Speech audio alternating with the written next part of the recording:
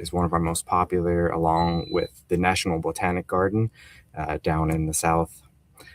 The Botanic Garden there has the largest single span glass dome in the world, and housed underneath there are all kinds of exotic plants from all around the world. If you have anybody looking for literary adventure, we've got that spread throughout Wales. If you go to Larne there, if you walk around behind Larne Castle, you can go to the home of Dylan Thomas and see his little writing shack where he came up with some of his most iconic works. If you go across the country to Hay-on-Wye, it's this largest collection of secondhand books in the world, which they celebrate with a massive festival every year.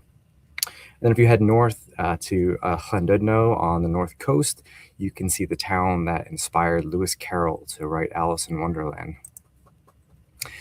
Film and TV, I mentioned The Crown and Carnarvon Castle. We've got filming locations spread all over Wales, from Harry Potter, obviously Welcome to Wrexham, Doctor Who, and House of the Dragon. I mentioned dark skies. If you happen to have any stargazing clients, Wales actually has 18% of all of its skies certified dark, which is more than any other country in the world. If you're coming to Wales, you have to try some of our spectacular delicacies. From the top left there, those are our Welsh cakes, which you won't get anywhere else in the world. Quite as good. It's fresh off the griddle in Wales. Some Bada Brith down in the right corner to Welsh rarebit, and tons of award-winning local cheeses all around Wales.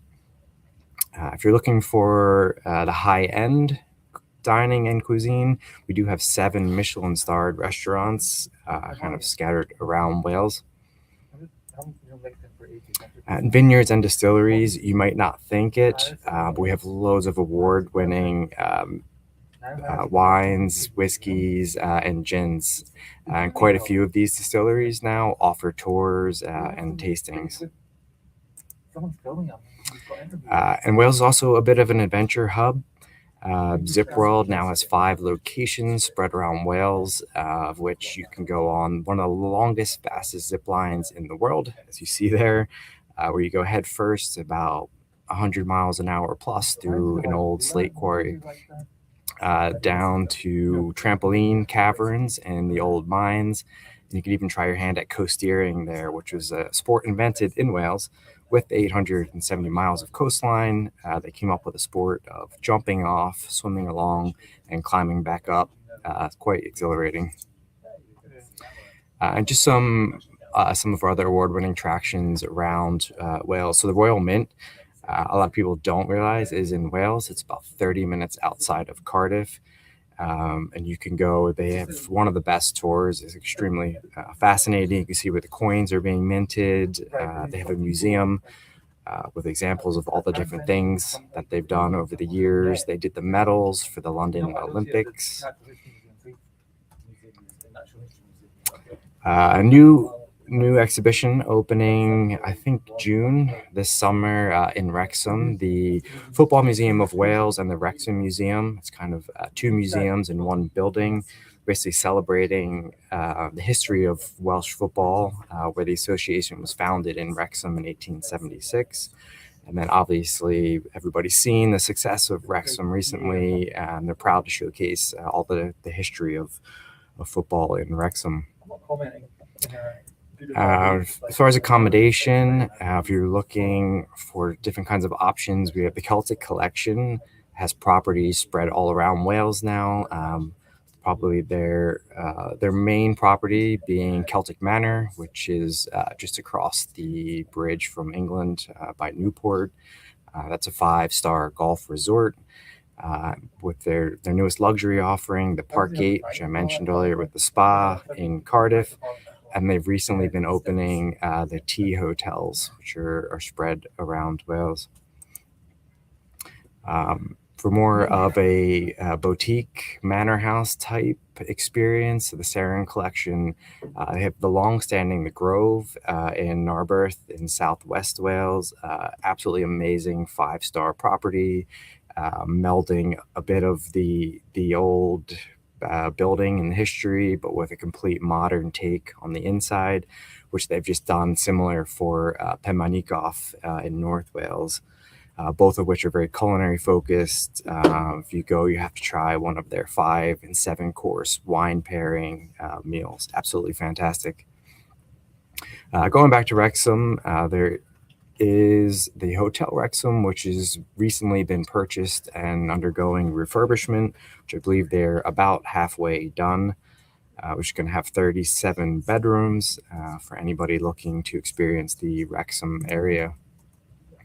And just as far as big events coming up in Wales, if you have seen the Tour de France Grand Depart is coming to the UK next summer, of which there'll be 3 stages. Wales has the 3rd and final stage, which you can see the route here, which they'll be ending in Cardiff before they all head over to France. So that's a bit of a whirlwind tour around Wales. I'll leave you with one more visual taste, just so you have a full sense of how we are showing Wales. Hwyl. It's more than a little Welsh word. It's a feeling. A surge of joy. When you feel most alive. And it's here. Waiting for you. Come feel the hwyl. Only in Wales. So thank you for listening, for keeping in touch. Obviously, I will follow up with all of this information, but just to let you know quickly, we do have loads of resources to help you with itineraries in Wales, learning how to get around, starting with our online training program there, Wales Travel Pro. And then we also have loads of information and itineraries on our travel trade website, as well as a asset database where you can download images and videos free of use for your own marketing. On that note, I am going to turn it over to Ritushri to talk a little bit about Cardiff Plus itineraries. Good afternoon. I'm Ritushri Dhankar, the National Travel Trade and Aviation Manager for Canada. Welcome to Britain. Today, we are featuring Wales and with a spotlight on Cardiff as the gateway to Wales and southwest England. Britain is filled with iconic sites, unexpected highlights, and a host of experiences that make it the next destination of choice for your clients. With increasing air connectivity, getting to Britain is way easier than before. And today, as we highlight the direct connectivity between Toronto and Cardiff, you will see why Wales shines as the destination of choice for your customers traveling to Britain. With the next slide, we will see that Great Britain is made up of nations, England, Scotland, and Wales. And then there are the regions of different parts of England, which is Northern England, Central England, East England, London, South East, and Southwest. It's a 4-season destination. There's always a good reason to visit England, no matter the season. We highly recommend travel bookings for spring, March and April, and even May, going up till early June. And then fall time, September till early November. Summer in July and August can be a busy period, so we always advise booking much ahead of time. Here, I have highlighted the key regions of England. Today, as we said, shall focus only on the southwest region of England because of its proximity to Cardiff, the capital of Wales, and the hub city of the new WestJet Toronto-Cardiff flight. The southwest is known for its Neolithic monuments like Stonehenge, the charming Roman architecture in Bath and around, golden beaches, gripping filming locations, and much more. Key cities include Bath, Bristol, Dorset, Devon, and Cornwall. This slide is to give you a perspective of how you can build day trips and even shorter breaks itineraries to South England's southwest region using Cardiff as the base city. To the top left is an example of an itinerary including the southwest coast path, which is a 630-mile trail from a place called Minehead in Somerset to Poole Harbour in Dorset, via Devon and Cornwall, offering dramatic cliffs, secluded coves, and charming villages. This is the UK's longest national trail path, a section of the King Charles III England coast path, and even popularly features in the film The Salt Path, a true story starring Gillian Anderson and Joan Isaacs that released last year. Some highlights of this path, besides coastal walks, are the West Somerset Railway, which is a heritage steam railway offering a scenic journey, hot air balloon ride in Taunton, watching over Somerset's rolling hills, the Camel Valley Vineyard in Cornwall, dramatic cliffs and rugged coastline that serve as a striking backdrop for most film and TV, the Barbara Hepworth Museum and Garden in St. Ives for all the art and culture lovers. The Devon section winds, interestingly, through something called the English Riviera, a region known for its palm-lined promenades, sandy beaches, and world-class seafood. And finally, Poole Harbour in Dorset, one of the world's largest national harbours. The second itinerary suggestion on the top right is a 5 to 6 day one exploring the southwest of England and including South Wales, starting at Cardiff, with 2,000 years of history at the Cardiff Castle, the Principality Stadium, home to Welsh rugby, live concerts, and much more. Victorian and Edwardian arcades, like Stephen was showing, where you will find unique boutiques, artisan cafes, and even vintage video games arcades. Bute Park for nature walks and seasonal events, and a tranquil wildlife sanctuary at the Cardiff Bay Wetland Reserve. Moving on to Cotswolds, the easiest way to travel from Cardiff to Cotswolds is on a direct cross-country train to Cheltenham. The journey takes an hour and 10 minutes. Once here, close by, is the magnificent Blenheim Palace, very famous for film and TV backdrops, and also home, birthplace to Winston Churchill, and great any time of the year, including a fabulous Christmas market. Visit Castle Combe with its honey-colored stone houses and ambling river, truly picturesque. Then there is Painswick for breathtaking country walks, friendly local pubs, and boutique hotels. Next stop, Bath. The city of Bath is enchanting, and Netflix fans might recognize it as the setting for the hit series Bridgerton. It's bursting with Regency charm to match. South Western Railway operates trains from Bath to Cotswolds. Once in Bath, there's the Thermae Bath Spa, Britain's only natural thermal spa. Tour the original Roman baths and discover fascinating archaeological finds from pre-Roman and Roman Britain. Discover the 18th century Georgian architecture at the number 1 Royal Crescent, a restored townhouse museum with a starring role in Bridgerton. You can also book a Bridgerton tour with Brit Movie Tours. A must-see is the Putney Bridge, dating back to 1796. This Georgian marvel is a highlight of all city trips and boat tours.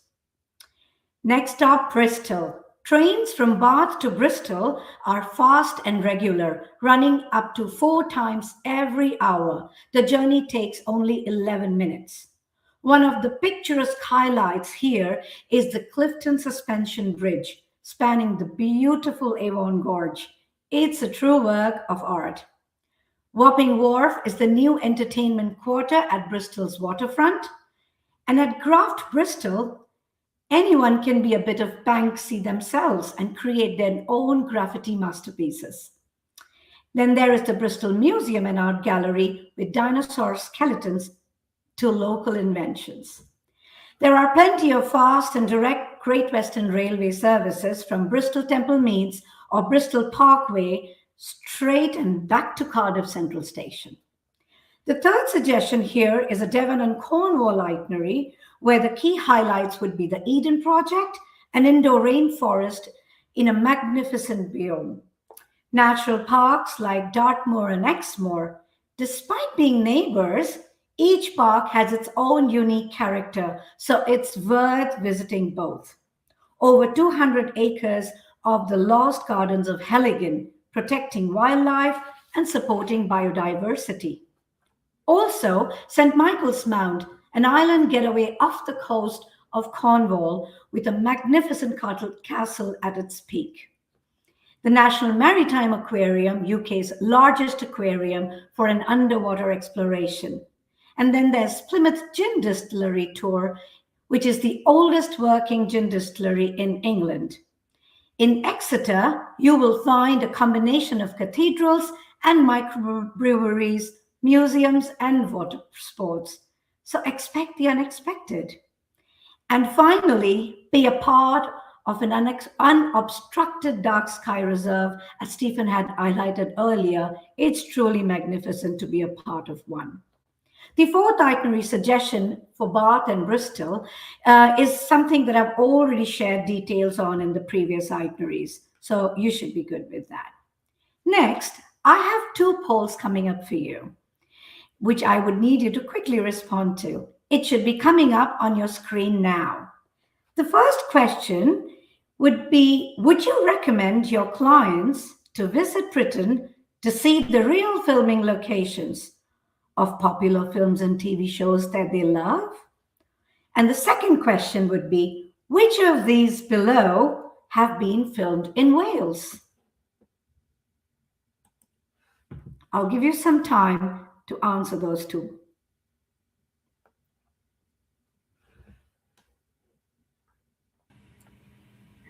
Great. It looks like a lot of people are saying yes for the first question. Fantastic. That is so encouraging. Great. Oh, good. Congratulations. It is true. It's all of the above. So good. You got both questions. Well done. So moving on, the reason I was mentioning this is our next slide, talking about screen tourism. Did you know an interesting fact? 87% of Canadians, when surveyed, mentioned that they would love to go to Britain and see a real filming location based on what they see on screen. And that's what we call set jetting or screen tourism for you. Wales is a premier filming location for major movies and TV shows, featuring in productions like Doctor Who, Sex Education, and The Dark Knight Rises. Popular sites include Cardiff for urban scenes, Snowdonia for landscapes, and coastal spots like Freshwater West Beach, known for Harry Potter and Robin Hood. Some notable ones filmed here are Doctor Who, extensively filmed around South Wales, including Cardiff Bay and Newport. Sex Education, shot in the Wye Valley, Usk, and Caerleon. The Crown used Caernarvon Castle and Rhondda Valley. Welcome to Wrexham, we all know, filmed in Wrexham. House of Dragon in Gwynedd, Anglesey, and Conway. Harry Potter and Deathly Hallows, and many more. Similarly, southwest England, which we can easily reach from Cardiff, as I mentioned earlier, is particularly known for Cornwall, Devon, Bath, and Bristol to be very popular filming locations, including the ever-popular seasons, as I mentioned, of Bridgerton, filmed in Bath, The Salt Path, filmed across the southwest coast path, including a section of the King Charles III special path that was launched last year. Some notable ones filmed here are Sense and Sensibility, shot in Clovelly, Rivals, the TV series, very popular, filmed at Bristol's Bottle Yard Studios, Sherlock, the TV series, filmed on location in Bristol, Slow Horses, the TV series, features Castle Combe in season 2. So that was a lot of film and TV things that you can add to your itinerary for your clients. Moving on, these are some of our key trade resources that you must watch out for, especially when you go to our corporate website. You will get access to everything that is from market insights, what's happening, how's Canada doing, what's new happening in Britain from a Canada perspective, all those details. And then trade resources with our newsletter and different aspects on which new airline and any other new survey, you will find them there. Besides that, a very interesting one is our image and asset library, where you can download the images for free to use within your offices or for your clients. And lastly, the Visit Britain shop with over 400 plus experiences and tickets to that you can access. Also, don't forget, you can sign up for great discounts on the Visit Britain shop. And lastly, definitely sign up, subscribe to our trade newsletter. This is where you will get the latest information every month of what's happening, what's coming up, any special discounts, anything our UK suppliers are running. So do sign up for that. And then these are ways you can connect with us on our socials and my email ID to reach out to me anytime that you need my support on when you're preparing that lovely itinerary for Wales. Thank you so much. With this, I now hand over to Lee from Cardiff Airport. Thanks, Rathushri, and thanks, Stephen, and thanks everyone. Thanks for joining the webinar today. It really is a pleasure to be able to talk to you about my country. I am proudly British, but I'm passionately Welsh, and I think hopefully we'll see a lot more Canadian visitors come into Wales now with this direct service. So Cardiff Airport is the national airport of Wales. We really pride ourselves on our warm Welsh welcome. So when customers land and arrive at Cardiff, they feel the warm Welsh welcome as soon as they land. Unlike some of the larger airports in the UK, it's really, really fast and efficient to get through. So it's not unusual to see somebody land and be on their way into the city centre within 25 minutes of landing. You would never get that at some of our larger airports in the UK. So yeah, Cardiff is really, really fast, friendly and efficient. It's also located 20 minutes from Cardiff city centre, very, very accessible. Also easy access to major cities in Wales, as well as the southwest of England, as Rathushri touched on. We're also the closest airport with direct Toronto service to Worcester, Cotswolds, Bath, Devon and Cornwall. And I think sometimes it's about understanding that, we have all the connectivity to be able to serve the whole southwest of England, not just Wales. When your customers arrive at the airport, some of the onward travel options, taxis, bus services, there's a train connection from the airport to Cardiff Central Station, which obviously provides connectivity across the whole of the country. There's direct train services from Cardiff Central to Scotland, for instance, London. We also have direct flight services, low-cost flight services from Cardiff to Dublin as well, for those customers wanting to do multi-country itineraries. We have a number of car hire companies based at Cardiff as well. So if customers are flying into Wales and want car hire, then we've got Avis, Budget, Enterprise, Alamo, and National are all based at the airport and are available for customers from an onward perspective.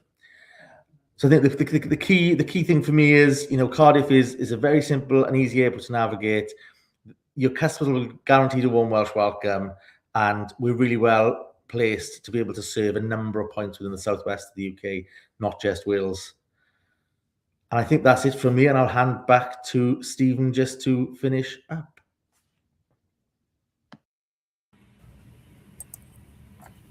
I think we're going to do a bit of Q&A now, Paige. Yes, yeah, absolutely. So thank you to all of our presenters, Stephen, Rathushri, Lee. That was fantastic. So yeah, like we mentioned, we're going to be going into the Q&A portion. So you're welcome to enter any questions you have into the chat box or the Q&A tab of the chat box, and we'll answer those. I did see a few questions kind of during the presentation from Kelly here. I know, Kelly, you had a few questions, so we can get to those. But the first one here is, will you be sending/sharing these presentations with participants after this presentation? This would be very helpful. So yeah, we'll be sending everyone a follow-up email with the link to the recording of this webinar, as well as the PDFs and information from the presentations for everyone to review. Kelly's second question here is, are there preferred / recommended tour operators for travel from Toronto to Cardiff / Britain for fit, as well as group travel packages. Yeah, absolutely. I'm happy to share a list. I think Lee, we did a brochure listing some of the main operators. We could probably share the digital file for that. But yeah, we routinely work with like RIT, DH Tour, Go Away, Bertucci, who am I missing? Also, Travel Brands has some good itinerary suggestions from Toronto, Cardiff. So yeah, definitely those are the top ones.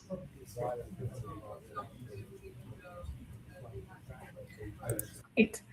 Okay, we also have a few questions that are kind of similar here, but Theodora asks, also any chance for direct flights from Western Canada direct into Cardiff? Well, I think I can pick that one up. I think we previously had direct service from Vancouver in 2008. However, the WestJet service does have fantastic connectivity. So while it's not a direct flight, there's really great connectivity with short connections in Toronto from Vancouver, Calgary, Edmonton, etc. So hopefully that won't be too much of a barrier. But we'd love to see, Western Canada served directly from Wales again in the future. Great. We have another similar question, Lee, so if you want to keep your mic on for this one. But Lynette asks, from the West, do our clients want to fly across Canada to Toronto and then to Cardiff all on a 737? Just wondering what other West Coast agents are finding. Yeah, I think narrow-bodied aircraft are becoming more and more present in the market now. Obviously, WestJet offer the great, you have your onboard internet. You have, I think people are moving away more and more from the traditional wide-bodied aircraft and traditional, seat-back TVs. I think people want their own devices. I think WestJet is really well purposed for that. I think there will always be some customers that would prefer wide-bodied options. I think the saving of time, particularly when they land in the UK, by coming into Cardiff, I think a lot of customers, feedback we've had is, if you fly into, say, Gatwick, for instance, that's 4.5 hours on top of your flight from Western Canada to get to Wales, whereas actually the WestJet flight, it saves considerable time on that. So I think it's just looking at the options. Some customers will choose wide-bodied options with seatback TVs, but actually a lot of customers now are moving into the era of narrow-bodied aircraft, serving some of these more niche routes, I would say, more sort of off the beaten track routes, which allows people to discover different places. Great, thank you. And then Kelly just wanted to know again, what is the WestJet schedule from Toronto? She said, sorry if I missed this at the beginning. No, that's absolutely fine. Four flights a week from Toronto to Cardiff. First flight leaves on the 22nd of May. And the final flight leaves the 11th of September. So it's a summer season route, 4 times a week, including weekend service. Wonderful. And then next question here from Louis. Louis says, any good itineraries for youth festivals happening in Wales, especially in the springtime, bands, choirs, etc.? That's a great question. We have some itineraries on our website around that. I'm not going to try to pull them off memory at the moment, but I'll make a note of that for follow-up for sure. Cool. I think I covered all of the questions. So if anyone has anything they want to ask, put it in the chat box now and we can get to it.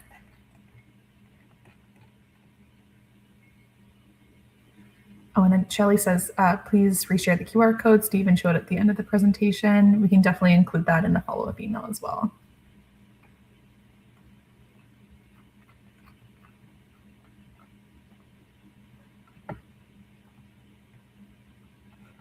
All right. Okay. So I think with that, we'll close out the webinar today.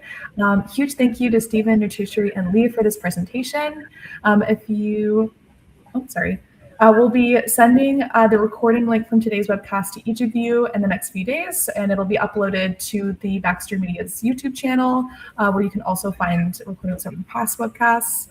And then if any of our presenters have any closing statements, you're welcome to do so. Yeah, I just want to say a big thank you to everybody. I know it's a busy time. We really do appreciate it. And I will be sending the application for a fall fam trip to everybody that attended live today. Keep an eye out for that. We're just confirming a couple details. But yeah, I think that's it from us. We really appreciate it. Yeah, I'd just like to add thank you so much to everyone for joining us for this webinar. And like I said, keep up the love for Britain's nations and regions, and especially Wales for this year. Let's see those numbers rising. Thank you, guys. Yeah, and thank you for me. Kelly, I see there's another question that I think we missed there. But yeah, seasonal air service looks like it will be back next summer. So hopefully from June, you should be able to see next summer's flights available for customers that are looking to book a little bit further in advance as well. But yeah, echo my colleagues. Thank you for joining today. It's been a pleasure. And hopefully we get to see some of you in Wales on the farm or on your home holidays in the not too distant future. Awesome. Thank you. And thank you everyone for joining us today. And yeah, with that, we'll close the webinar today. So bye everyone and have a great day.